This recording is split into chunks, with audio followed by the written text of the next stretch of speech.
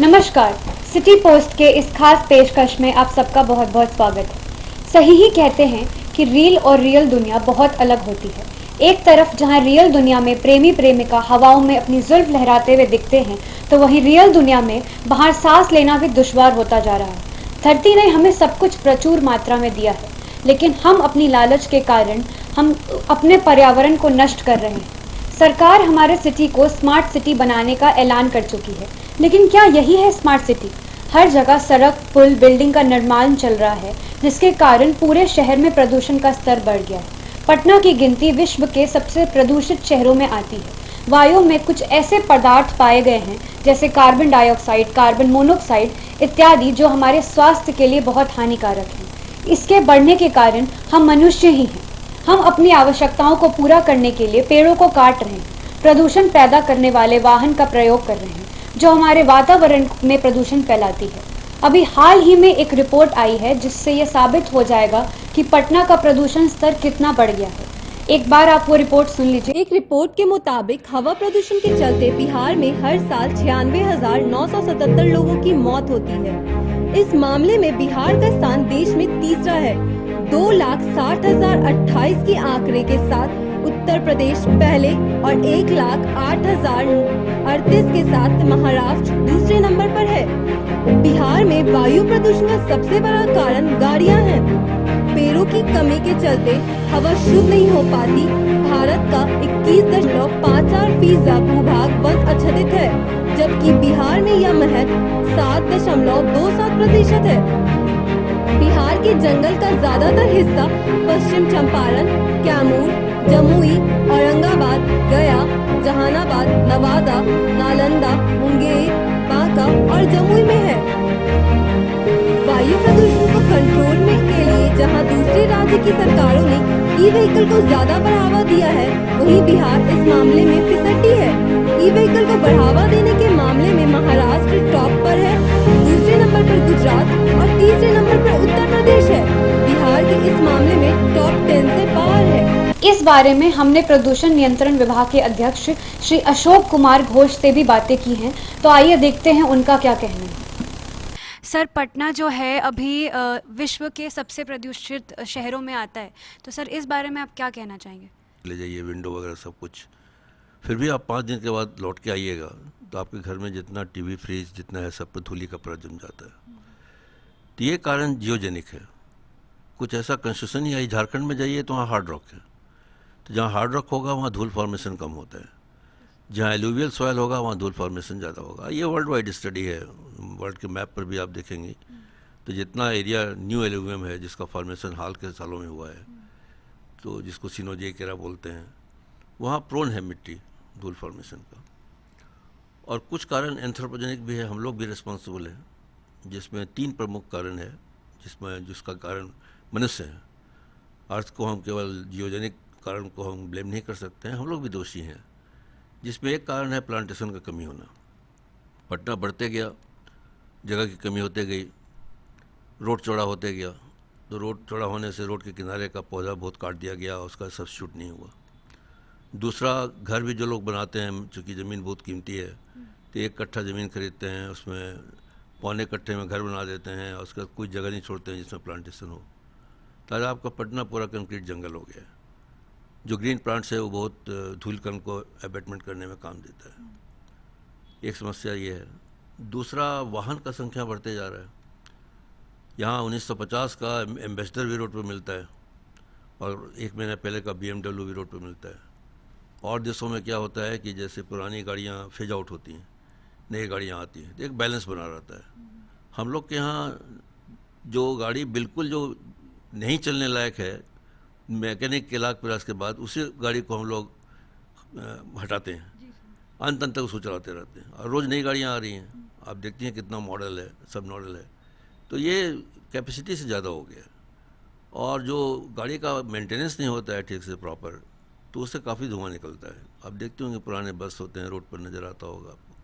हम लोग कोशिश भी कर रहे हैं कि कम से कम 15 साल से पुराने व्हीकल को, जो कमर्शियल व्हीकल हैं, कम से उसको फेज आउट किया जाए, तो ये सब कमी होगा धीरे धीरे। ये दूसरा कारण है वाहन। तो अभी आपने सुना कि अशोक कुमार जी ने क्या कहा। उन्होंने ये बताया कि प्रदूषण की वजह क्या है और इसको रोकने के लिए क्या क्या करना चाहिए। अब हम आपको बताएंगे कि प्लास्टिक और ध्वनि के कारण प्रदूषण कैसे फैलता है। राजधानी पटना में लगातार पारा चल रहा है, जिसके कारण ग्लोबल वार्मिंग है। हर दिन लोग नई नई चीजें इस्तेमाल करते हैं, जिसका सबसे ज्यादा प्रभाव प्रकृति पर पड़ता है। पर आज हम बात करेंगे प्लास्टिक पर, जो कि राजधानी पटना की बढ़ती गर्मी के सबसे बड़ी कारण है। पर्यावरण को नुकसान पहुंचाने के लिए बहुत से कारण जिम्मेदार हैं, जिनमें प्लास्टिक एक बहुत बड़ा खतरा बनकर उभरा है। दिन की शुरुआत से लेकर रात में बिस्तर में जाने तक अगर ध्यान से गौर किया जाए तो आप पाएंगे कि प्लास्टिक ने किसी न किसी रूप में आपके हर पल पर कब्जा कर रखा है। टूथब्रश से सुबह ब्रश करना हो या ऑफिस में दिन भर कंप्यूटर पर काम, बाजार से कोई सामान लाना हो या टिफिन या वाटर बॉटल में खाना और पानी, सब कुछ में प्लास्टिक वही इस्तेमाल होता है। बिहार में पॉलीथीन बैन को लेकर अधिसूचना जारी हुए काफी वक्त हो चुका है, पर इसका असर कहीं देखने को नहीं मिल रहा है। जबकि 15 दिसंबर 2018 से ही पॉलीथीन के प्रयोग पर फाइन लगाना शुरू हो चुका था और अब ऐसा कुछ नहीं। अब लोग खुलेआम पॉलीथीन का इस्तेमाल कर रहे हैं। हर गली मोहल्ले आपको पॉलीथीन इस्तेमाल करते हुए लोग दिखेंगे, पर उन्हें रोकने वाला कोई नहीं। कुछ दिन तक लोग पुलिस के डर से पॉलीथीन इस्तेमाल करना बंद तो किया, पर जैसे ही पुलिस ने पॉलीथीन से ध्यान हटाया, वैसे ही दुकानदारों ने पॉलीथीन बेचना शुरू कर दिया। पटना में ध्वनि प्रदूषण और वायु प्रदूषण भी बढ़ रहा है। जहरीली हवा वाले शहर में स्मार्ट सिटी की बात तो हास्यास्पद हो जाती है। जरूरत है कि हाई कोर्ट के निर्देश पर ही सही सरकार प्रदूषण नियंत्रण के लिए प्रभावी तंत्र बनाए। एक ऐसा तंत्र जो पूरे वर्ष रात दिन प्रदूषण नियंत्रण और पर्यावरण जागरूकता के बारे में काम करे। सख्ती जरूरी है, साथ ही जागरूकता भी। हमने कुछ लोगों से भी जानने की कोशिश की है कि उनकी क्या राय है और वो प्रदूषण कम करने के लिए क्या क्या कर रहे हैं। जैसे कि आप देख रहे हैं कि गर्मी इतनी बढ़ती जा रही है और प्रदूषण इतना होते जा रहा है, उसको लेकर आपका क्या सुझाव है? यही है कि पेड़ पौधे घटते जा रहे हैं, पेड़ पौधों की इधर उधर कटाई हो रही है, प्रदूषण हो रहा है, इतनी सारी गाड़ियां बढ़ रही है, पेट्रोल गाड़ी, डीजल गाड़ी, जिधर आप देखिएगा इधर उधर देखिएगा तो गाड़ियां देखिएगा तो कितनी सारी गाड़ियां ऐसी होती है जो कि मतलब आगे जा रही है और पीछे वाले को लग रहा है कि बाप रे बाप कितने सारे धुआं निकल रहे हैं, एकदम ब्लैक ब्लैक। आप देख रहे हैं पटना में प्रदूषण का स्तर बढ़ते जा रहा है। एक रिपोर्ट के अनुसार भी कि पटना सबसे प्रदूषित शहर में आया है, तो इसमें आपका क्या कहना है? ये तो एकदम गलत हो ही रहा है। आज जितने पेड़ पौधे हैं सारे हट गए और इससे भी नुकसान हो रही है। और हर जगह जहाँ भी देखिए कचरा है। ये नीतीश पता नहीं क्या कर रहे हैं, कुछ समझ में नहीं आ रहा है। आप सरकार पे मतलब ये उठा रहे हैं कि सरकार कोई काम ये काम ही तो उन्हीं का न करवा रहे हैं। तो आपने पेड़ लगाए हैं? हमने पेड़ गांव में जाके देखिए, वहाँ से भी पेड़ बेली रोड में जाके देखिए, सारा पेड़ कट गया और जो मिलता है हम लोग को लगा रहे हैं वहाँ पर गाँव में। जैसा कि आप देख रही हैं पटना में बारिश होने का नाम ही नहीं है। इसका कारण आप किसे मान रही हैं? इसका कारण पॉल्यूशन को मान रहे हैं।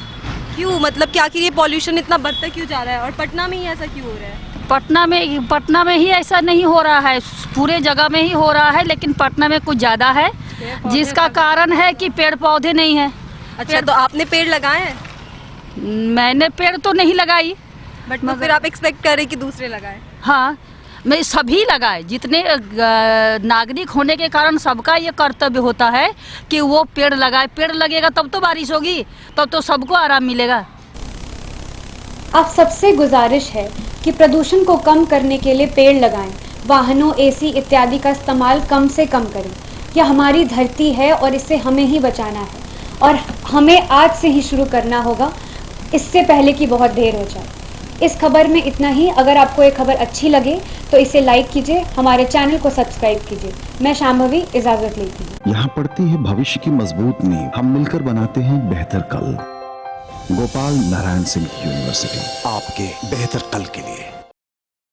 22 वर्षों का विश्वास, 10,000 से ज्यादा डॉक्टर्स, गोल नेशंस लीडिंग इंस्टीट्यूट। NSIT निखारता है आपकी प्रतिभा को। NSIT, a place to imagine, invent and inspire.